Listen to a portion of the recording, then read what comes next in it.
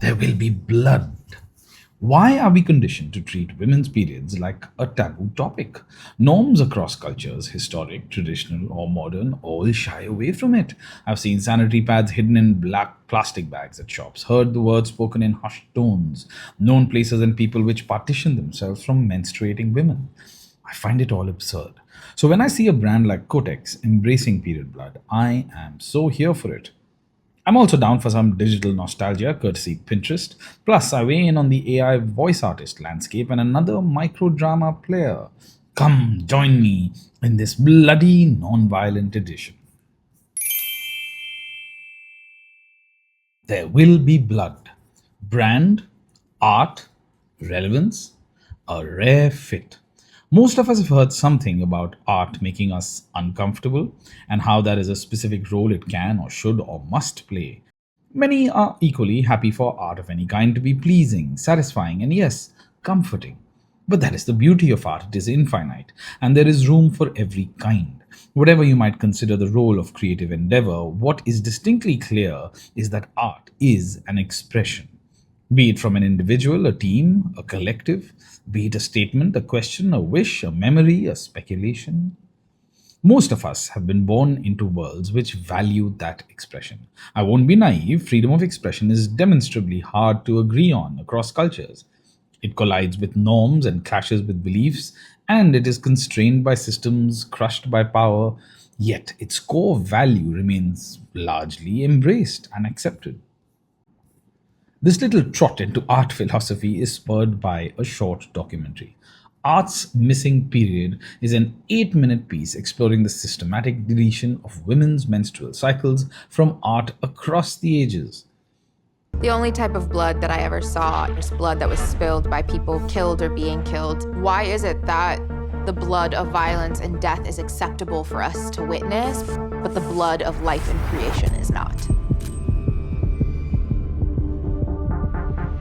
The film itself begins with the striking observation that blood has flourished across art forms, across time. The violence or tragedy it depicts is not found inappropriate, nor too sensitive. The blood flows freely, so to speak, except period blood. Now, this film is part of an effort to uncensor the art around menstruation. It is brilliantly coupled with a virtual exhibition that can help find some answers and raise more questions. Art featured goes back as far as a few thousand years BCE, with pieces from our times as well that have been rejected or censored by galleries and other custodians of morality. The organizers ask, why is some blood revered in art while menstrual blood is silenced? The exhibition confronts the stigma, showcasing menstrual themed art from around the world. And so, to the who. Who's done this? This is part of a campaign devised by Kotex with agencies David in London and Ogilvy in Singapore. Given how relevant it is, it almost seems immaterial who is behind it, which is part of the brilliance of Kotex choosing this path. The fit is obvious, the choice anything but. It is very, very hard to combine layers of meaning and product and brand, yet create something of substance without feeling opportunistic or shallow. I think Kotex nails it meaningfully here. Kudos to them. The question I have to connect and challenge my own thought in the opening line, why do we even feel uncomfortable about this? I am all for art disturbing the comfortable, but menstruation is the most natural of biological occurrences. To analogously hand it a popular modern phrasing, it is a feature, not a bug. A pity then that we have over the ages been conditioned to recoil at its mere mention, to make it taboo. My only gripe of sorts is that the short film left me feeling like we had skimmed the surface. Even at over 8 minutes, it feels like a trailer for the full thing. Well, I suppose in some ways that's a good sign. VO Wars. It will come as no surprise to most reading this that AI is being used heavily in localization and versioning of film and TV around the world. Captioning, translations, dubbing, vubbing. Some of the output from the SaaS voice services can be truly impressive, though not all of them have their provenance sorted. At one end, you have Matthew McConaughey and Michael Caine, who have licensed their voice likenesses, available in the 11 Labs marketplace, for example. At the other, you have the likes of Scarlett Johansson and Tom Hanks, who have explicitly refused. But there is a vast majority who lie between these high profile extremes, and they are struggling to come to terms with how rapidly this is all moving, especially in markets outside of Hollywood. Unsurprisingly and inevitably, this impact is often left by the wayside in much commentary. But many territories do not have robust systems in place, unions or rights, etc., if at all. Reena Chandran in Rest of the World recently did a piece with some real perspectives from countries like Brazil and India. She said AI is increasingly used to deliver content cheaply and quickly, and voice actors are beginning to push back, even though they don't have strong unions. End quote. With touch points around the world, we get a glimpse of the fights voice actors are waging to salvage their livelihoods. It's a good read. My take: voice often seems the easy one, the early fall guy. The tech has moved fast, there is a general perception of it's just a voice. But there is more to this than hand wringing over lost jobs. Central though that must remain to such conversations, we must not lose sight of the impact on local cultures. There is an intangible value to the nuance, storytelling, and flavor imparted by the person behind a voice. To any story or narration, they bring their own perspectives, ability, creativity, and maybe most importantly, their lived experience. If we shrug at those in the name of efficiency, we do so at our own peril. The curated cut for this week is from Pinterest. How did they do it? Life before social media. What's that? How did they do it? Back in the olden times. How did they make it through yet another day?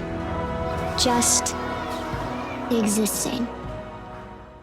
Pinterest continues its efforts to be apart from other social media. Last year, their campaign encouraged unfollowing, assuring us we could find our own unique take, with a little help from Pinterest, of course. Their latest is a warmly crafted theme film that suggests the best thing we can do online is find a reason to go offline.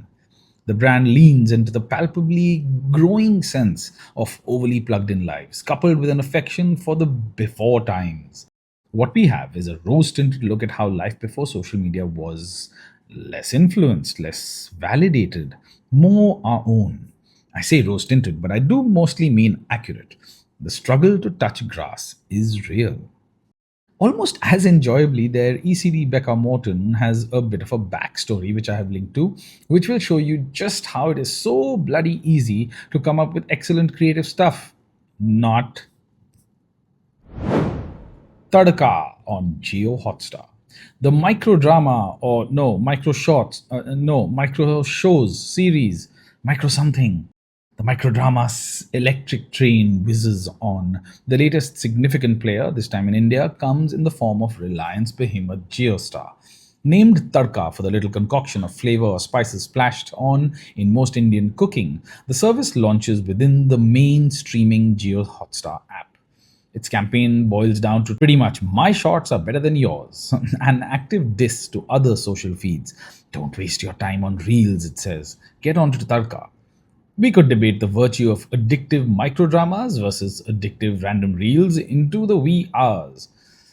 Okay, I could, but I probably wouldn't, but you get what I mean. But that ship has sailed. The nuts and bolts of Tadka are familiar now. Around 2-minute episodes, 20 to 50 episode runs, 100 shows at launch.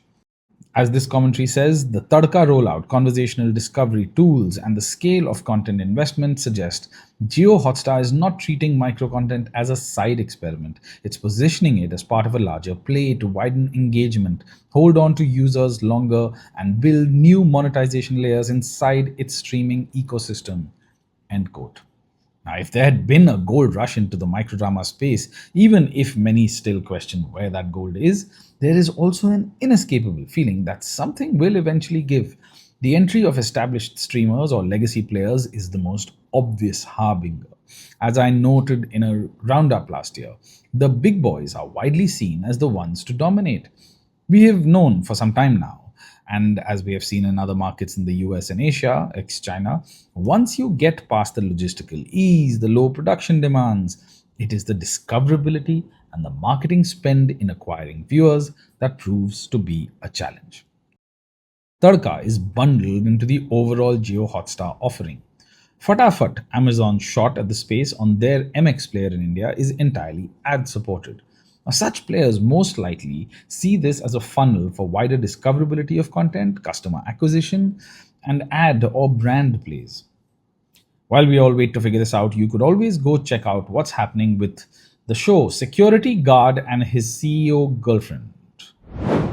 And so, two quick hits. The nipple sponsorship. Vaseline has been named the official nipple protector of the 2026 TCS London Marathon to keep runners safe from the chafe. Clever. I've written about the deluge of clips of shows or podcasts that flood our social feeds, and I had looked at how the business of clipping is fast becoming a lucrative one, or had become. That is, those who actually do the job of making the clips. Editors, I suppose. Now, Ed Elson over at Prof G Media has a rather more gung ho view on clipping as a revenue source for creators, suggesting everyone, especially legacy media, needs to get onto that train. If you are not a fan of how YouTube keeps propping up its shorts while you use it for proper videos, well, you can now turn off shorts on YouTube entirely. I've linked to the piece. It's more a hack, really, limiting the time for shorts down to zero, but I guess we'll take it. Now, someone tell me, how can I switch off videos on Spotify? I'll finish with that quote which got obliquely referenced in the art piece. Art should comfort the disturbed and disturb the comfortable. So said Mexican poet and educator Cesar A. Cruz, though the line is often attributed to Banksy, who popularized it in the early parts of this century while describing his activist art. And that's about it. If you enjoy reading the Color Bar, please maybe get me a coffee and help fuel the next one. There's a link in the newsletter. Or support by sharing pieces you like, forwarding it to others who might enjoy it, and please ping me with any feedback, recommendations to feature, or ideas to collaborate. I work with individuals and teams on content and creativity. Till next time, stay bloody.